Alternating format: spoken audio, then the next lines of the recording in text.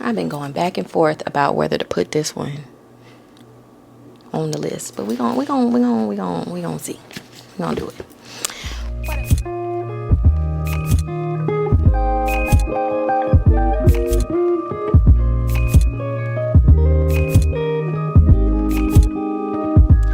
What up, Search fam? Sharde here. Welcome back to the channel.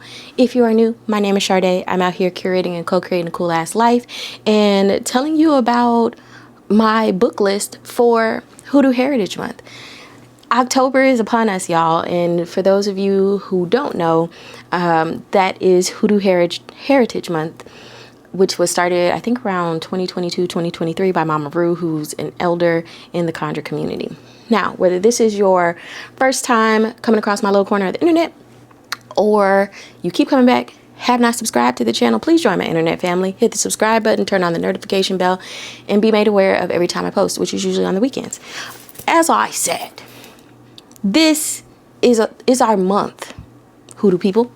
It is time for us to celebrate our ancestors, our heritage, you know, being black and magical and American and all the things. Now, for those of you who've never heard of Hoodoo or Hoodoo Heritage Month, Hoodoo is a tradition for some religious, but it is a tradition that's steeped in African American culture. It was derived from the transatlantic slave trade and enslavement in the United States in particular. I teach it as a scholar of religion under Afro-diasporic religions, but it brings together conjure, root work, which is herbal medicine and magic, as well as the term itself, hoodoo. Sometimes those things are used interchangeably, but it is a magical tradition that takes from ancestral knowledge, as well as is influenced by many other things, including European magical traditions and systems, indigenous herbal medicine, as well as magic, and African-based religious practices. As a person who is a descendant of enslaved people in the United States, as well as a Southern Black woman, I have roots in root work and conjure, and so I personally involve it in my religious practice.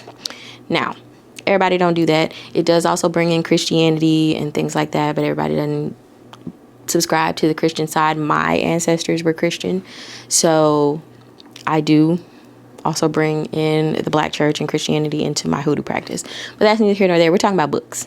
So for the month of October, my goal is to intentionally read books by and about hoodoo and conjure, to increase my knowledge, as well as, you know, keep myself tapped in, because I'm gonna be doing my rituals and things like that to honor my folk, honor myself, and, you know, maybe put some things out in the world. Okay, so I wanted to share with you some things that I will be reading, and if there's interest, let me know in the downstairs area, which is my comment section, if this is of interest to you, because if you tell me it's of interest, I can make a longer video about hoodoo and reading for hoodoo and all of that stuff. So I'm starting with a book of short stories that I heard about. I forget where I heard about, but this was written in the 90s, like the early 90s, and it's called Let Them Bury Their Dead by Randall Keenan. I'm going to read you the back of it. Named a notable book of the year by the New York Times Book Review and a 1992 Los Angeles Times Book Prize finalist, this remarkable collection of 12 short stories is about the diverse folk, black and white, young and old, rich and poor, rural and sophisticated, who live in the eastern Carolina town of Timms Creek. Among the memorable characters are Clarence Pickett, who at age 3 began receiving messages from beyond the grave and whose gift seems tied to a hog's ability to talk. Matronly Ida Perry, haunted by a boy her judge husband may have drowned years before, and young Dean Williams, who hired to seduce the richest black man in Timms Creek, yearning after innocence while he betrays love.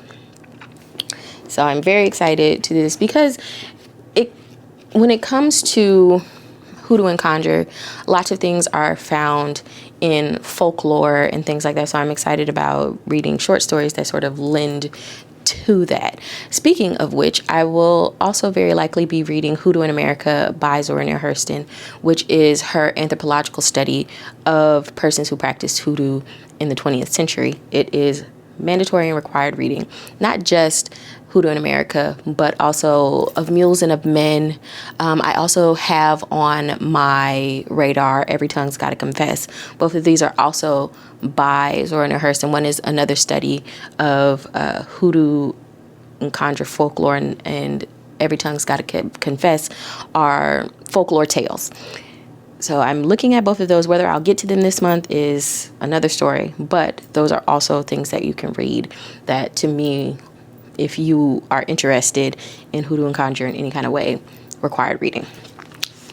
I'm very excited about this book. When I saw it, I was like, oh yes, this is for me. And that is The Conjuring of America by Lindsey Stewart, Mojos, Mermaids, and Medicine, and 400 Years of Black Women's Magic. This is specifically about how conjure and hoodoo and all the things manifest, especially for Black women. And that's right up my alley for my research interest. So I'm very excited about cracking this one open. Next is a novel that is by a conjurer and reader that I know.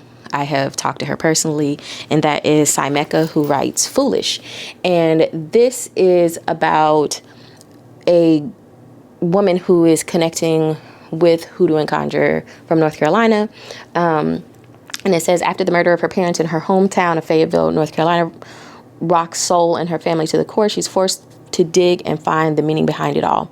Even though she has to go back a couple of generations and untangle lies and search for the truth, she doesn't want to, but her ancestors have different plans.